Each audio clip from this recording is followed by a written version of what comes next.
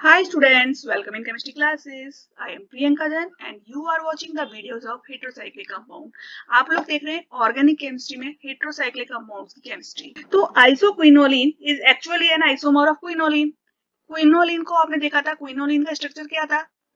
ये इस तरीके से आपने देखा था, एक पिरिडिन रिंग और एक बेंजीन रिंग आपस में फ्यूज्ड थी। ये जो स्ट्रक्चर था इसे हमने कहा था क्विनोलिन।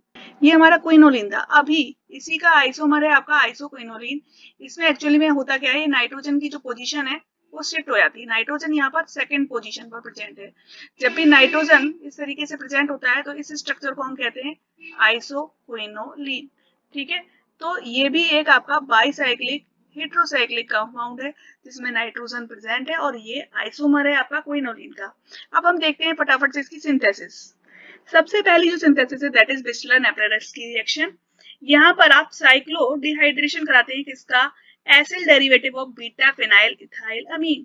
ठीक है, तो ये देखिए beta phenyl ethyl amine means ये आपकी फिनाइल रिंग है। ओके, यहाँ पर आपका क्या लगा हुआ है? CH2 NH और C डबल बॉन्ड OR।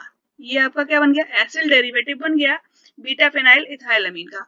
इसकी आपने रिएक्शन कराई किसके साथ? POCl3 के साथ। तो एक Cl तो निकल जाएगा, ठीक है, और आपको क्या मिलेगा? इस पोजीशन पर आपके लग गया OPOCl2। ओके, ये आपका R रहा और यहाँ पर एक आ गया आपका H+। अब क्या होगा? यहाँ पर -H+ होगा और साइक्लाइजेशन होगा। ठीक है, साइक्लाइजेशन होगा, यहाँ पर एक न्यू बॉन्ड क्रिएट होगा। अभी देखिए नेक्स्ट स्टेप में क्या होगा, यहाँ से निकल जाएगा आपका -OH POCl2। ठीक है, और आपको क्या मिलेगा?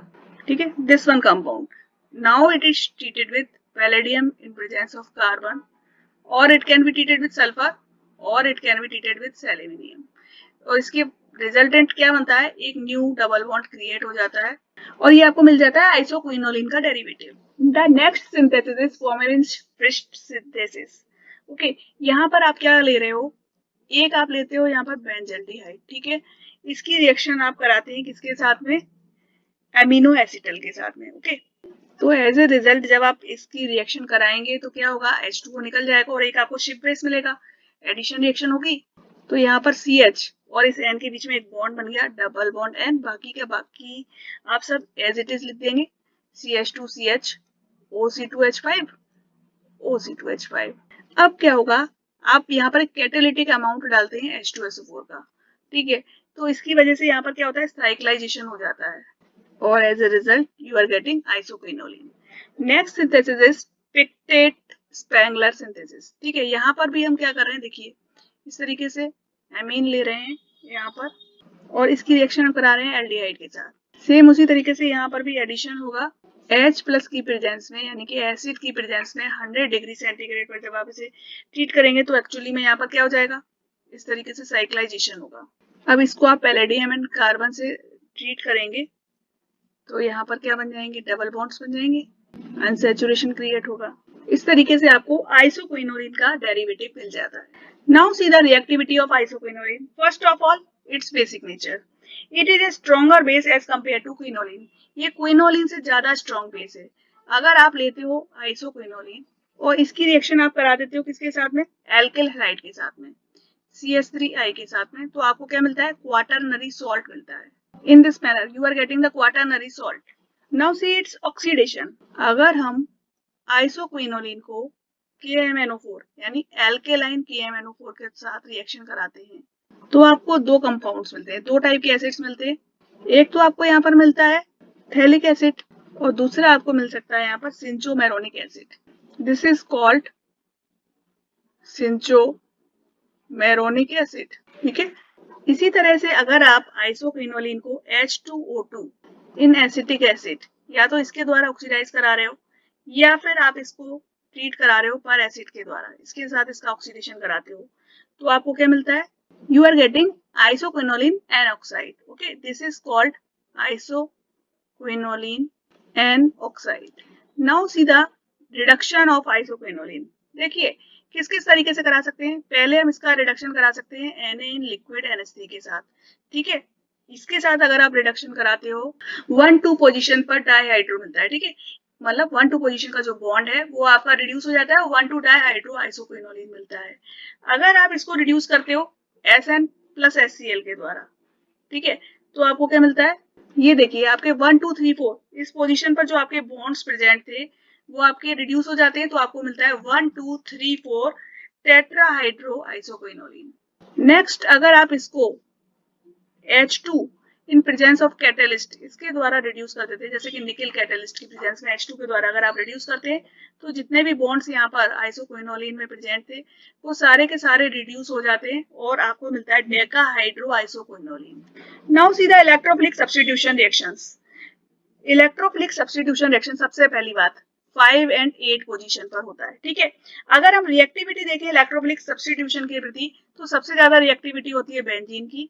ठीक है, बेंजीन के बाद आती है आपकी रिएक्टिविटी होती है आइसोक्विनोलिन की।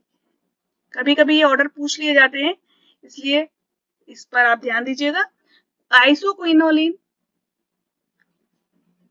आइसोक्विनोलिन और क्विनोलिन दोनों की लगभग सेम ही रिएक्टिविटी होती है इलेक्ट्रोफिलिक सब्स्टिट्यूशन के टुवर्ड्स, एंड देन होती है पिरिडीन की। ठीक है, ये मैंने आपको पहले भी बताया था, जब पिरिडीन पढ़ाया था तब मैंने आपको बताया था कि पिरिडीन जो होता है इलेक्ट्रोफिलिक सब्स्टिट्यूशन रिएक्शन के प्रति लेस रिएक्टिव होता है। तो सबसे पहले हम देखते हैं नाइट्रेशन।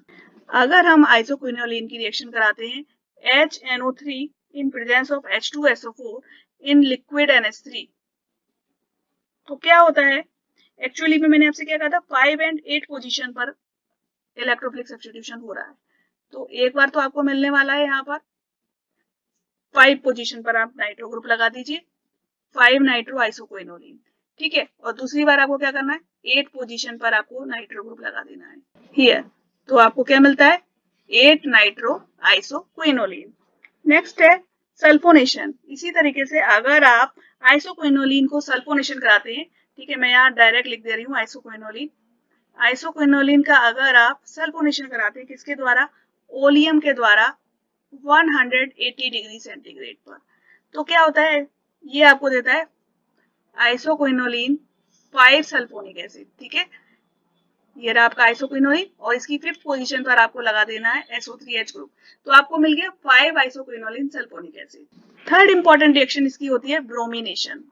अगर आप आइसोक्विनोलिन को Br2 इन AlCl3 की प्रेजेंस में, यानी Br2 ले रहे हैं आप लीविस एसिड की प्रेजेंस में, ठीक है, और इससे रिएक्शन करा रहे हैं तो आपको मिल रहा है 5th पोजीशन पर आपको ब्रोमीन ग्रुप लग जाएगा। ठीक है, आपको 5th पोजीशन पर लगा देना है, तो आप क्या कहोगे इसे 5 ब्रोमो आइसोक्विनोलिन, ये आपको मिलता है।